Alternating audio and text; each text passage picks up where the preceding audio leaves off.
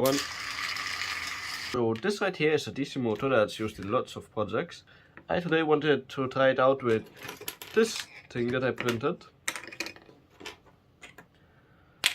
That's pretty much a car that has a gear resuit.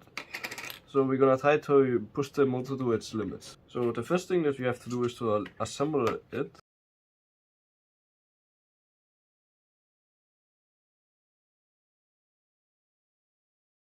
As you can see now the car works a little bit, but one thing I still want to do is to add some tape to the tires, so it's gonna have a little bit more grip. So as you can see now with the tape, it has way more grip. And now we can add the big gear and the motor. So I now finally managed to get it to fit through. As you can see now it turns perfectly. Let's still add some hot glue to make it stick better. And let's glue on top of the car a piece of paper so the motor will hold better.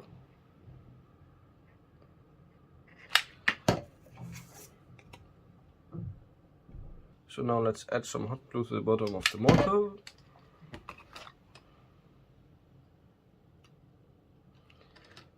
Now let's fix it right here.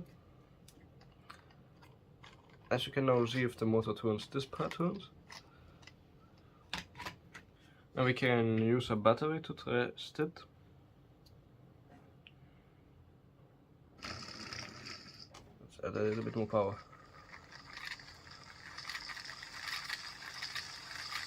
What?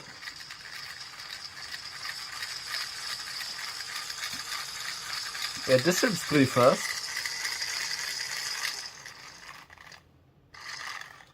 The only problem is going backwards. Let's see, will it work? Because I want to use a light battery, I'm gonna use 2 supercapacitors. And for that we're gonna have to connect them in series, and they are pretty light for the power that they have. The only problem that they do not have a high capacity. So for this I'm just gonna tape the capacitors together because I want to use them in some other projects. And also let's use one of these switches to make it be able to be turned on and off. So now the only thing left is to charge up the capacitors and then we can try out the car. So supercapacitor car in 3, 2, 1.